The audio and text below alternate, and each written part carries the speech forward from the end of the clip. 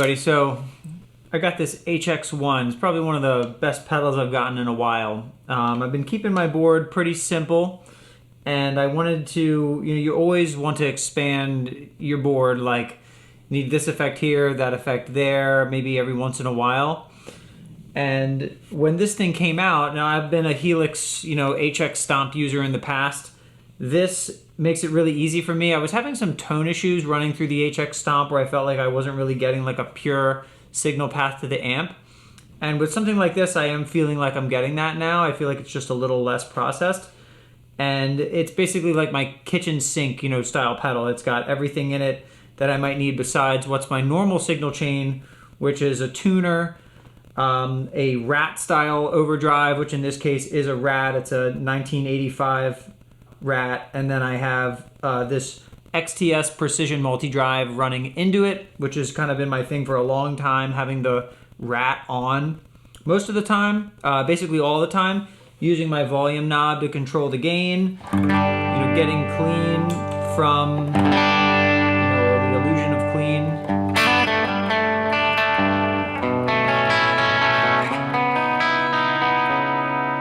Kind of having it always be a little bit broken up, and then hitting it with a Tube Screamer, style pedal to take it over the top.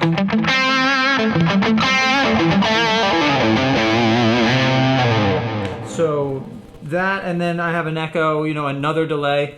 So what the HX1 does for me is it lets me have some effects before the gain, and it lets me have effects after the gain. So you set it up so essentially the tuner is running into the HX1, then it's running out of the HX1 into the multi-drive, the Rat, and the echo. Then it's going back into the HX1. Essentially, like any effect in the HX1, you can choose where to place it. And I'll show you guys how I'm doing that here. Then it goes into just a regular clean boost, which is just to get my solos to bump up. Just very like utility kind of pedal there. So I'm really happy with the quality of effects in HX1. I have a lot of analog modulation that I would put on like a big board, but it just doesn't make any sense because I only need them every now and again. So I need something like a phaser, a chorus, a Leslie, a flanger, like a dimension style pedal. And then things like specialty delays, like a slapback delay or like a vintage digital delay, like sort of a high mix delay. The delay that I use 99% of the time is like an Echoplex tape echo style, Memory Man, whatever kind of style like this.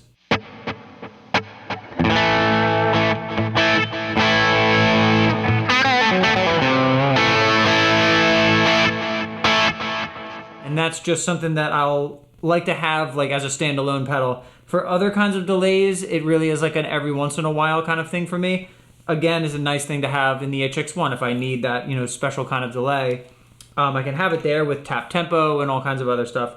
The other thing that it does for me is it does drop tune.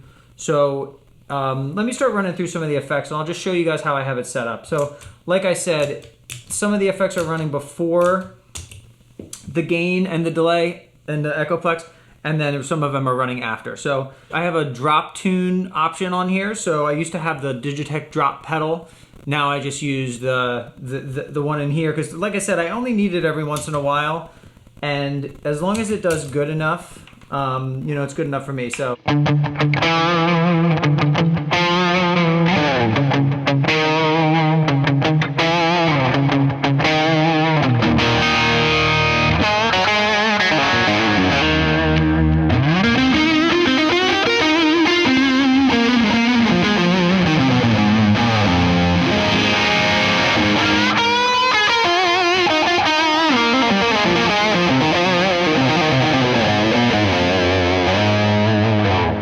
So again, when I do things like that, I'm still going to want to have a delay. So I need to have a standalone delay if I'm doing something like the HX1, because there's going to be things that I'm getting from that I'll want to add the delay to, and the HX1 only does one thing at a time. So it's kind of like if I ever wanted to double anything up, it's going to be delay on top of whatever's happening there. So that sounds pretty good to me, just a half step down for the songs I need to do that are a half step down. I don't have to retune my guitar. Next up, so this is what's actually surprising to me. I started using, and also you can flip through the effects just by hitting both buttons and scrolling, and then It's pretty simple. I just used it last night live. It's like a little complicated. Maybe I could get an external foot switch that would actually bank up and down. But for now, I'm just using the in-box feature. The fuzzes on here are actually pretty sick. So here's like a fuzz face. And keep in mind, the cool thing about this is it has like a 3-band EQ. It has like a mix. There's like all kinds of other... it doesn't have a mix. It has a drive, bass, mid, treble, and output. So you basically have a fuzz face with a 3-band EQ. I have the mid up a little, and I have the treble pretty high. So here it is. Here's just the Rat. And putting the fuzz face on.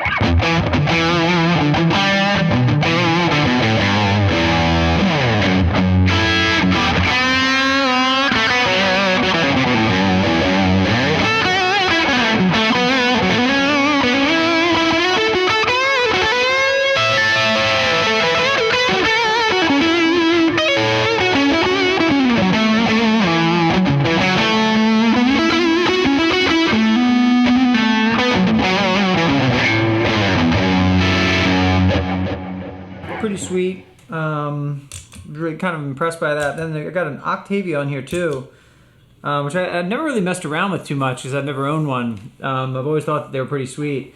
Real like sputtery.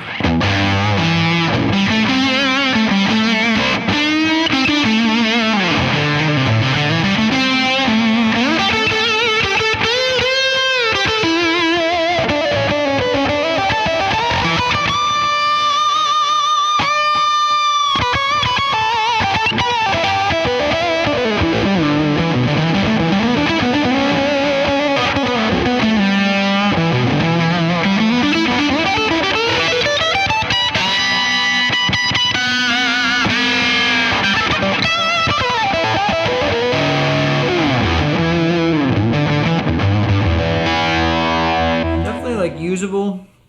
It sounds pretty far down right now because I really tried to tweak the level. When I had it set up here and then I went to a show last night, the volume was like way too high and the treble was way too high. It sounded better. That's just kind of like something that happens, particularly like with the mix and with the band.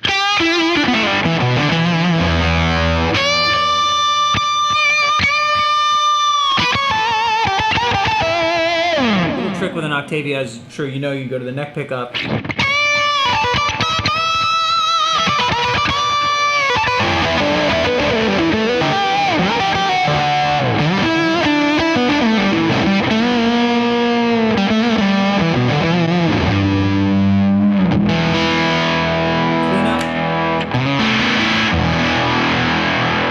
Octavia doesn't clean up that well, but that's okay.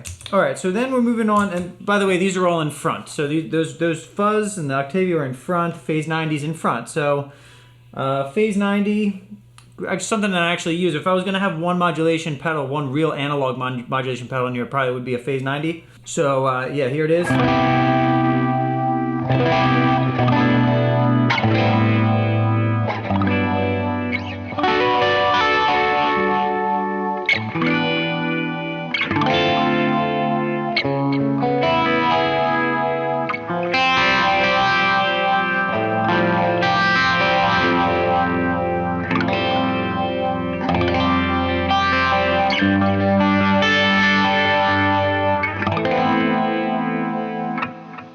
Mix back to about 75.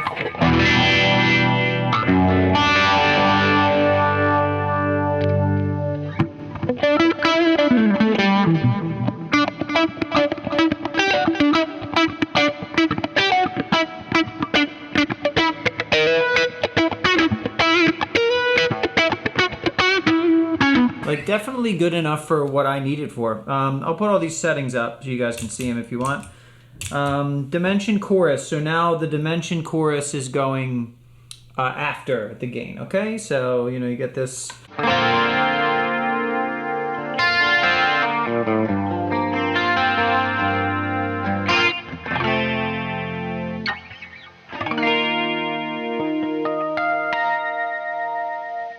Sounds pretty good.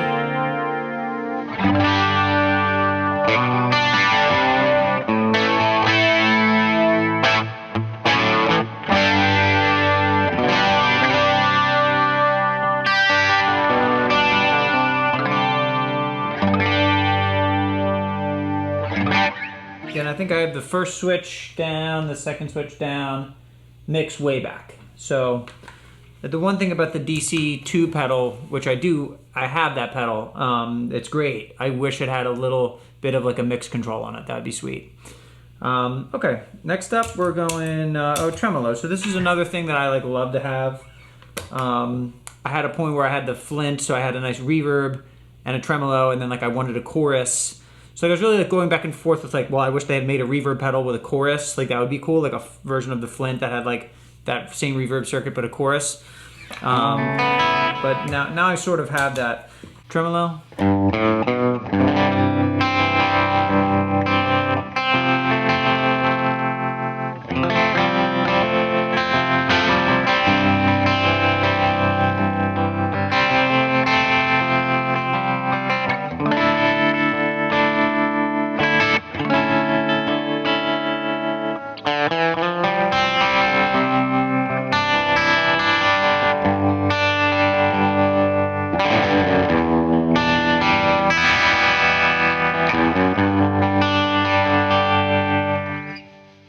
Tremolo. So that one, the best trem I found on there was actually like the Bleat Chop trem.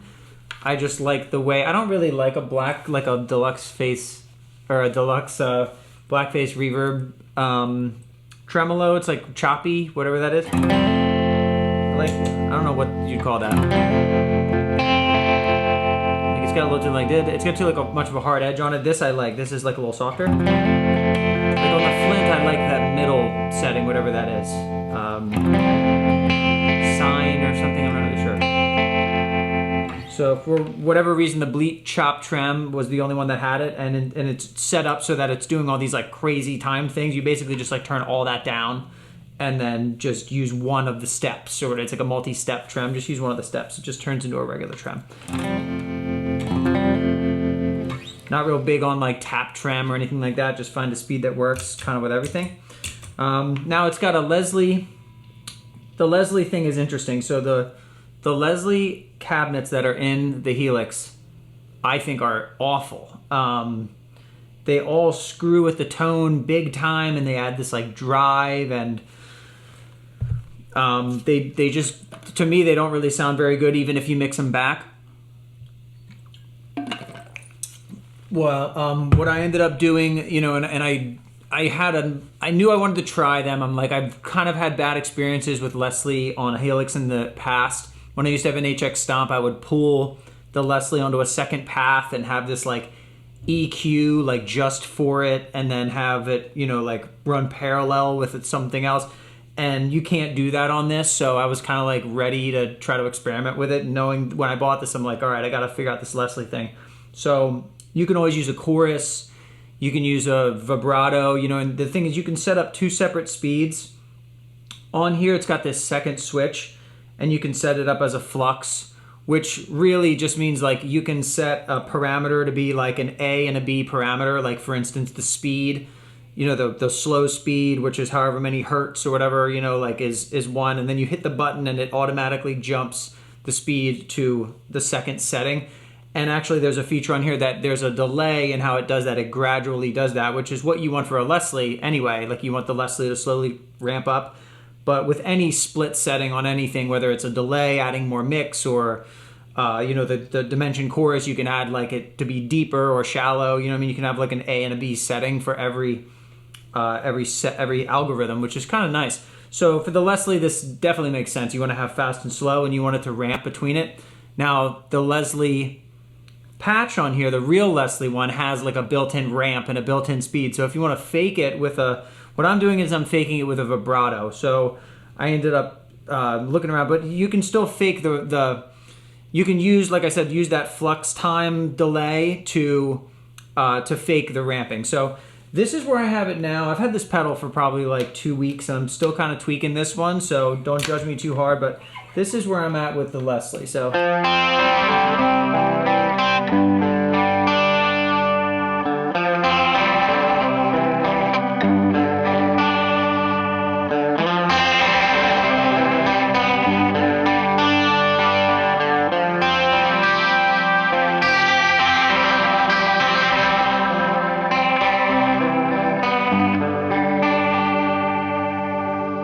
So to me, it sounds better than the other Leslies.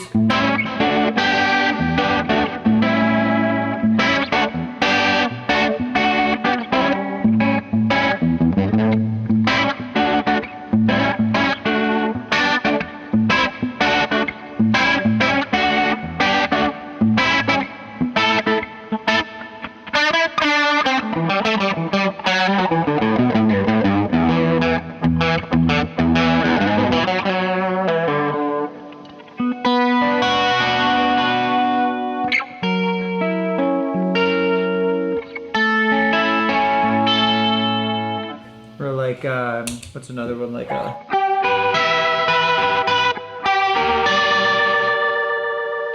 so like, is it perfect? No. Is it usable? Yeah. And I played it last night and it actually sounds all right. You want to make sure that the level is bumped up so it cuts through. The mix, you know, you gotta, I try to get these where kind of the best I can in here, and then you gotta take them to the stage and take them to a group and kind of figure out how it's gonna work. But yeah, that's the Leslie cab. So I'll share that with you guys. That's like a vibrato patch. So they added a tape flange on here, which is something that I used to do with a dual pitch. Now they added a tape flange patch, which I didn't even really mess with, but I just kept whatever one they had kind of stock. Like, I think it's... It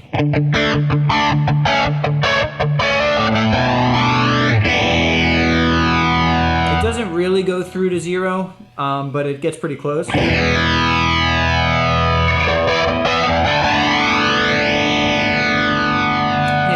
Backs down like right when it's about to really do that, like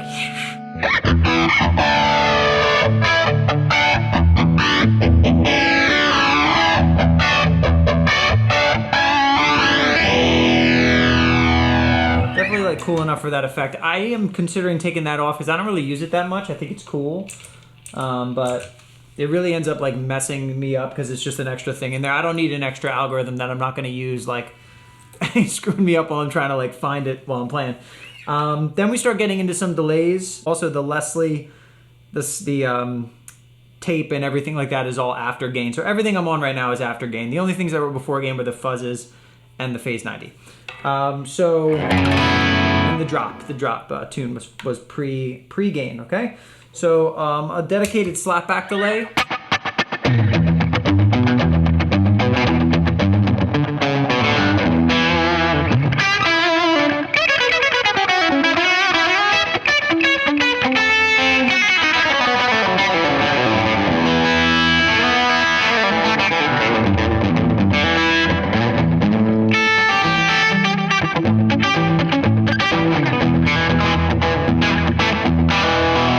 Good for many different reasons, and that way I don't have to fiddle around with the echo settings or like another delay. You know, you just have a dedicated slapback. I think this is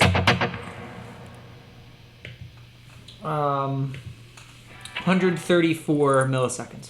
Then we're going into a dual delay. Okay, so dual delay is something else that I really like.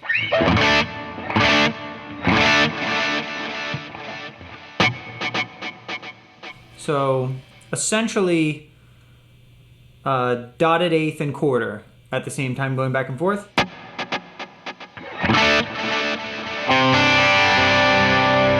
just ends up kind of getting into like a reverby thing. This is kind of like what the Halo pedal does, the AT.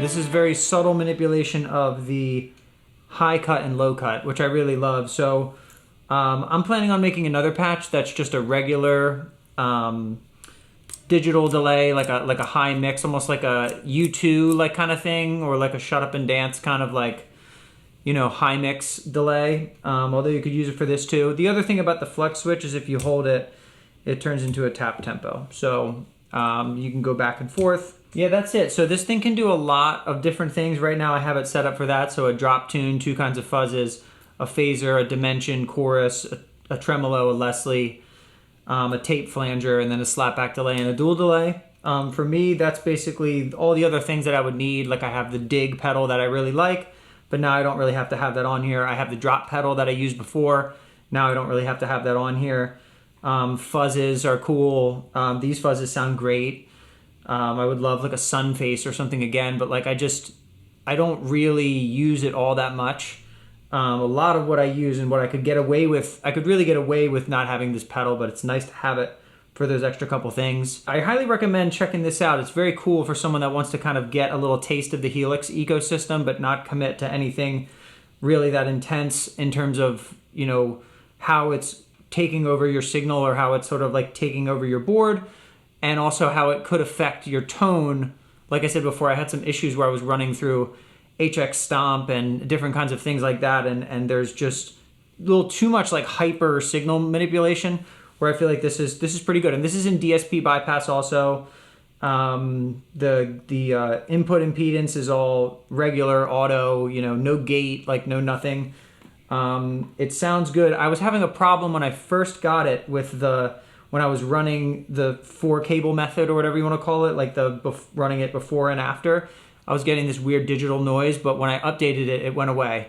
So I saw on some forums that that was a problem, and everybody was I noticed it, and I was pissed at first, and then it went away. So it sounds completely fine last night. I don't hear anything choking, nothing, not affecting my feedback or really like my relationship between the guitar and the amp, which is really important to me and kind of a big part of how I play. So yeah, thank you for checking it out, and I hope this can help you, maybe persuade you to get one of these, or you guys can steal these presets too if you want. I haven't even really spent too much time on this. Maybe I'll have to post a follow-up.